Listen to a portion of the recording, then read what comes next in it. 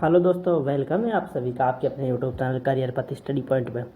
आज हम पढ़ेंगे जीके जीएस के टॉप 30 क्वेश्चन जो कि एसएससी में काफ़ी टाइम रिपीटेड हुए हैं। ठीक है दोस्त, तो आपको अच्छे से पढ़ना है और एक नोट्स बना लेना है, शॉर्ट नोट्स जिसको हम रिपीट कर सकें। ठीक है ना, क्योंकि देखो हम क्या करते हैं, काफ़ी ज़्यादा मैटर तैयार कर लेते हैं, लेकिन अगर टाइम पे रिवीजन नहीं करेंगे ना तो हम सभी को भूल जाते हैं वापस। तो आपको कहीं पे नोट डाउन कर लेना है और हाँ, आपको उन दोस्तों को भी शेयर कर देना है जो आपके सेम कॉम्पिटिटर है, उनको शेयर कर देना है। और क्लास अच्छी लगी तो लाइक करना है और सब्सक्राइब ज़रूर करना है। ठीक है दोस्त, चलो क्लास स्टार्ट करते हैं।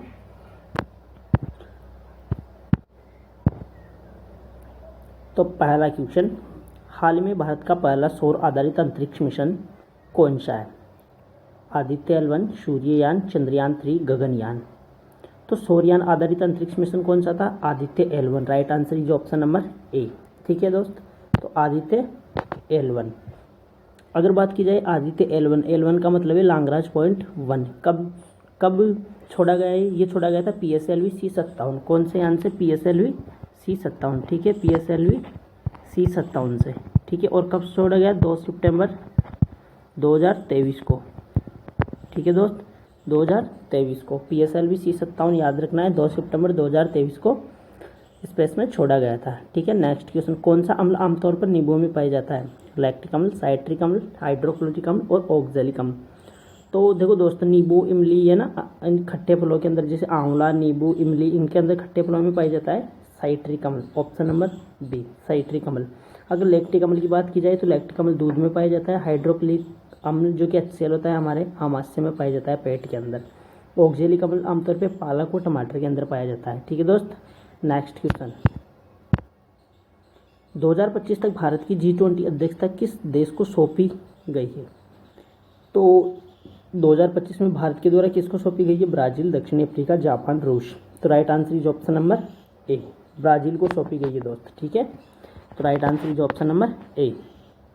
नेक्स्ट क्वेश्चन, भारतीय संसद में शून्यकाल किस समय होता है? देखो ये क्वेश्चन काफ़ी कंफ्यूज करने वाला है। हम इस क्वेश्चन को पढ़ के ऑप्शन देखते हैं तो ऑप्शन में हम कंफ्यूज हो जाते हैं और कुछ ना कुछ गलत ही पिकअप कर लेते हैं आंसर को। ठीक है ना, तो शून्यकाल क्या होता है? शून्यकाल होता है प्रश्नकाल के बाद का समय। तो right answer option number D होगा। ठीक है ना दोस्त, डायरेक्ट पूछा जा सकता है, जरूर याद रखना है, इंपॉर्टेंट क्वेश्चन है। शून्यकाल कब होता है? प्रश्नकाल के बाद का समय। कौन सा राज्य 2025 में सेमिकन इंडिया सम्मेलन की मेजबानी कर रहा है? गुजरात, तेलंगाना, कर्नाटक, महाराष्ट्र। तो right answer is option number ए, गुजरात। कौन सा राज्य किया था? गुजरात ने किया था 2024 में सेमिकॉन इंडिया की सम्मेलन की मेजबानी। ठीक है, नेक्स्ट क्वेश्चन, DNA का पूरा नाम। देखो बेसिक क्वेश्चन है, सभी को याद होना चाहिए। Deoxyribonucleic acid, deoxyribosome nucleic acid, dioxide nitrogen acid, none of this. तो right answer is option number A, deoxyribonucleic acid. Option number A is correct answer. ठीक है, डीऑक्सीराइबोन्यूक्लिक एसिड। नेक्स्ट, प्रधानमंत्री आवास योजना का मुख्य उद्देश्य क्या है? देखो जनरल क्वेश्चन है, आवास योजना। अगर आवास की बात की गई है तो आवास किससे संबंधित होगा? सस्ते लोन से, शौचालय निर्माण, हर व्यक्ति को पक्का घर, बिजली आपूर्ति। तो right answer is option number C, हर व्यक्ति को पक्का घर मिले, यही आवास योजना का मुख्य उद्देश्य है। आर्टिकल 370 किस राज्य से संबंधित है? ये भी जनरल क्वेश्चन है दोस्त, काफ़ी टाइम पूछा गया है। तो आर्टिकल 370 किससे संबंधित है? कश्मीर से। किससे संबंधित है? कश्मीर से। आपको याद होगा आर्टिकल 370A के अनुसार 35A, जो कि 35A है ना, उसको कब 5 अगस्त 2019 को वहाँ से हटाया गया है। ठीक है, कब हटाया गया था ये भी याद रखना है, 5 अगस्त 2019 को। ठीक है दोस्त, 5 अगस्त 2019 को। नेक्स्ट क्वेश्चन, भारत की सबसे लंबी झील कौन सी है? वुलर झील, चिल्का झील, कोलेरू झील, वेम्बनाड झील। हम इस क्वेश्चन को काफ़ी टाइम मतलब गलत कर सकते हैं। ठीक है ना, अगर पढ़ोगे नहीं ना तो इस क्वेश्चन को जरूर गलत कर दोगे, क्योंकि हम ऑप्शन से बिल्कुल वेम्बनाड झील के बारे में सोच ही नहीं सकते। जबकि सबसे लंबी झील कौन सी है? वेम्बनाड झील, जो कि कहाँ पे लोकेटेड है? केरल के अंदर। तो option number D is right answer. कहाँ पे? केरल के अंदर। नेक्स्ट, भारत में GST कब लागू हुआ? तो भारत में GST कब आया? 1 अप्रैल 2017, 1 जुलाई 2017, 15 अगस्त 2016, 26 जनवरी 2017। तो right answer is option number B, 1 जुलाई 2017 को। कब आया GST? 1 जुलाई 2017 को। आपको बताना है GST मतलब कॉन्स्टिट्यूट अमेंडमेंट, जो कि संविधान संशोधन कौन सा नंबर का होता है? तो CA कॉन्स्टिट्यूट अमेंडमेंट हुआ था 101वां नंबर का। ठीक है दोस्त, 101वां नंबर का।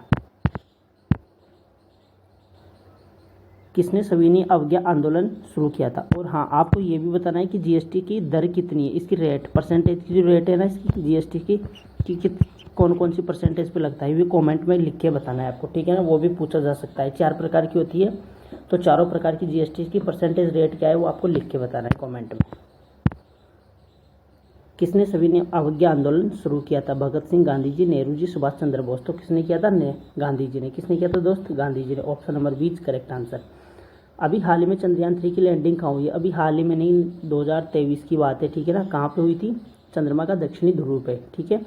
चंद्रयान 3 जो कि कब लॉन्च किया गया था? ये लॉन्च किया गया था 14 जुलाई को, 14 जुलाई 2023 को, ठीक है ना दोस्त। और चंद्रयान 3 जो कि चंद्रमा के दक्षिणी पोल पे यानी दक्षिणी ध्रुव पे लैंड किया था, और उस लैंड का क्या नाम रखा गया है और कौन से उपग्रह से लॉन्च किया गया है, दोनों आपको कमेंट में लिख के बताना है ज़रूर, ठीक है ना, क्योंकि ये आए हुए क्वेश्चन है, रिपीटेड क्वेश्चन है।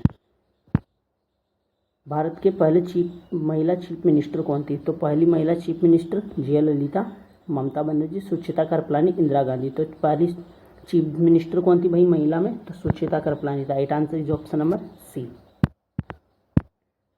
ग्लोब पर कितनी अक्षांश रेखाएं होती है? देखो दोस्त, ग्लोब पर अक्षांश व देशांतर 2 प्रकार की रेखाएं पाई जाती है। ये है ग्लोब, ठीक है ना। अब हम क्या करते हैं, इसमें काफ़ी टाइम कंफ्यूज हो जाते हैं, ठीक है। तो जितनी भी इसमें आडी रेखाएं होती है ना, ये आडी वाली रेखाएं, इनको बोला जाता है अक्षांश रेखाएं। कौन सी होती है? अक्षांश रेखाएं। और जो खड़ी वाली लाइनें होती है ना, उनको बोला जाता है देशांतर रेखाएं, देशांतर रेखाएं, ठीक है। तो अक्षांश रेखाओं की संख्या तो कितनी होती है? अक्षांश रेखाओं की संख्या होती है जो कि क्वेश्चन में पूछा गया है, ये होती है 181, 181। और देशांतर रेखाओं की बात की जाए तो देशांतर रेखाओं की संख्या होती है 360। कितनी दोस्त? 360। और जो बीच वाली अक्षांश रेखा है ना, बिल्कुल बीच सेंटर में से निकल के जाती है, ये बिल्कुल 0 डिग्री से निकल के जाती है, इसको बोलते हैं इक्वेटर यानी कि भूमध्य रेखा, ठीक है, भूमध्य रेखा। तो राइट आंसर कितना हो जाएगा इसका? ग्लोब पर कितनी अक्षांश रेखाएं पाई जाती है? ये पाई जाती है 181 यानी कि ऑप्शन नंबर सी। याद रखना है अभी आपको। न्यूनतम समर्थन मूल्य यानी कि एमएसपी, मिनिमम सेल प्राइस, किससे संबंधित है? तो ये किससे संबंधित है? मजदूरी, कृषि, शिक्षा, स्वास्थ्य। तो ये संबंधित है कृषि से। किससे? कृषि से। ऑप्शन नंबर बी, कृषि इज राइट आंसर। कौन सा ग्रह उल्टा घूमता है? उल्टा घूमता है का मतलब हमारी पृथ्वी की दिशा के विपरीत घूमता है। देखो, अगर बात की जाए अर्थ की बात की जाए पृथ्वी की, तो पृथ्वी कैसे राउंड लगाती है? पृथ्वी राउंड लगाती है क्लॉकवाइज। कौन से? क्लॉकवाइज। क्लॉकवाइज का मतलब पश्चिम से पूर्व, इधर पश्चिम से पूर्व की तरफ, ठीक है ना। अब वे कौन से ग्रह हैं जो पश्चिम से पूर्व ना घूम के पूर्व से पश्चिम की तरफ घूमते हैं? तो ऐसे 2 ग्रह हैं। कौन कौन से? एक तो शुक्र, और एक शुक्र के साथ में कौन सा है? अरुण। शुक्र और अरुण। तो इसमें कौन सा ऑप्शन में दिया गया है? शुक्र। तो right answer is option number B. कौन सा ग्रह है जो उल्टा घूमता है, मतलब पूर्व से पश्चिम की ओर घूमता है? तो शुक्र। नीति आयोग की स्थापना किस वर्ष में की गई थी? 2014, 2015, 2016, 2017। तो right answer is option number B, 1 जनवरी 2015 को। 1 जनवरी 2015 को योजना आयोग के स्थान पर किसका निर्माण किया गया था? नीति आयोग का, ठीक है। और नीति आयोग के अध्यक्ष होते हैं प्रधानमंत्री नीति आयोग के अध्यक्ष होते हैं। और आपसे पूछा जाए नीति आयोग के सीईओ कौन है? तो सुमन बेर। कौन है? सुमन बेर। नेक्स्ट, किसने भारत छोड़ो आंदोलन शुरू किया था? तो भारत छोड़ो आंदोलन गांधी जी, बाल गंगाधर तिलक, चंद्रशेखर आजाद, सुभाष चंद्र बोस। तो right answer is option number A, Gandhi ji ने। किसने प्रारंभ किया था? गांधी जी ने। और कब किया था? 9 अगस्त 1942 को। कब? 9 अगस्त 1942 को किया था। और कहाँ पे किया था? ग्वालियर टैंक मैदान के अंदर, ठीक है, मुंबई के ग्वालियर टैंक मैदान के अंदर। और अरुणा आसापल्ली नाम की महिला ने सबसे पहले झंडा वहीं पे फहराया था। प्रोजेक्ट टाइगर कब शुरू हुआ? 1965, 1973, 1985, 1991। Right answer is option number B, 1973। कब हुआ था? 1973। ये हुआ था 1 अप्रैल 1973 को। और कहाँ से होता है? जिम कॉर्बेट राष्ट्रीय उद्यान, उत्तराखंड से, ठीक है ना, यूके, उत्तराखंड से स्टार्ट हुआ था सबसे पहले जिम कॉर्बेट राष्ट्रीय उद्यान, जिसका नाम अभी रामगंगा राष्ट्रीय उद्यान रखा गया है। ब्लड प्रेशर मापने का यंत्र किसे कहते हैं? Barometer, thermometer, sphygmomanometer, hydrometer. तो देखो राइट आंसर होगा स्पाइगमो मैनोमीटर। स्पाइगमो मैनोमीटर या मैनोमीटर की सहायता से ब्लड प्रेशर यानी कि बीपी को माप सकते हैं। और बीपी का माप कहाँ से कहाँ तक, 80 से 120 तक mm ऑफ Hg, 80 से 120 मिलीमीटर ऑफ Hg, ठीक है ना। Hg पारा भरा होता है इसमें। बैरोमीटर से क्या मापते हैं, थर्मामीटर से क्या मापते हैं, हाइग्रोमीटर से क्या मापते हैं, आपको कमेंट में लिख के बताना है सभी के जवाब। हाल में भारत की नई संसद का उद्घाटन किसने किया है, रामनाथ कोविंद, नरेंद्र मोदी, अमित शाह, राष्ट्रपति द्रौपदी मुर्मू। तो हमारी नई संसद का किसने किया है दोस्त, रामनाथ कोविंद। किसने किया था, Ramnath Kovind. Option number A is right answer. विश्व का सबसे बड़ा द्वीप कौन सा है, Iceland, New Guinea, Greenland, Madagascar. तो विश्व का सबसे बड़ा द्वीप कौन सा है दोस्त, तो वो है ग्रीनलैंड, जो कि कहाँ पे लोकेटेड है, हिंद महासागर के अंदर। कहाँ पे लोकेटेड है, हिंद महासागर के अंदर। और आपसे पूछा जा सकता है कि ग्रीनलैंड पे किसका अधिकार है, तो ग्रीनलैंड पे किसका अधिकार है, ग्रीनलैंड पे अधिकार है डेनमार्क का। किसका, डेनमार्क का, ठीक है दोस्त। डेनमार्क का ग्रीनलैंड पे अभी वर्तमान में अधिकार है और ये अपने हिंद महासागर में अवस्थित है और सबसे बड़ा द्वीप है। सूर्य की ऊर्जा किस प्रक्रिया से उत्पन्न होती है, नाभिकीय विखंडन, अपघटन, नाभिकीय संलयन, रासायनिक अभिक्रिया। तो सूर्य के अंदर ऊर्जा का मुख्य स्रोत क्या है, नाभिकीय संलयन। हाइड्रोजन और हीलियम की वजह से वहाँ पे क्या होता है, नाभिकीय संलयन। जो कि हाइड्रोजन अणु होता है वो हीलियम के नाभिक के अंदर प्रवेश करता है और उसका विखंडन करता है, फिर संलयन होता है उनके अंदर। मतलब विखंडन भी होता है और संलयन भी होता है, लेकिन संलयन के कारण वहाँ पे प्रकाश उत्पन्न होता है जिससे एनर्जी उत्पन्न होती है। तो right answer is option number C. ISRO का फुल फॉर्म क्या है, ये भी इंपॉर्टेंट क्वेश्चन है, सभी को आना चाहिए भाई ये तो, ठीक है ना। तो क्या हो जाएगा, इंडियन स्पेस रिसर्च ऑर्गेनाइजेशन, ठीक है दोस्त। क्या हो जाएगा, Indian space research organisation, option number C. ISRO की स्थापना कब हुई थी, आपको कमेंट में लिख के बताना है, ठीक है दोस्त। कब हुई थी, आपको कमेंट में लिख के जरूर बताना है। 1969 में किस डेट को हुई थी, ठीक है ना। 1969 में हुई थी, लेकिन कब हुई थी एग्जैक्ट बताना है आपको विथ डेट के साथ में। 1969 में। भारत की पहली महिला राष्ट्रपति कौन थी, प्रतिभा पाटिल, इंदिरा गांधी, ममता बनर्जी, सोनिया गांधी। तो कौन थी पहली महिला राष्ट्रपति, तो पहली महिला राष्ट्रपति प्रतिभा पाटिल, ठीक है। राइट आंसर ऑप्शन नंबर ए। संविधान का मूल ढांचा सिद्धांत किस केस में आया, सबसे इंपॉर्टेंट क्वेश्चन है दोस्त, सबसे इंपॉर्टेंट क्वेश्चन है, ठीक है ना। Shankar Prasad case, Keshavananda Bharati case, Gopal case, Maneka Gandhi case. तो right answer is option number B, Keshavananda Bharati बनाम केरल राज्य। कहाँ का केस था, केरल राज्य का केस था।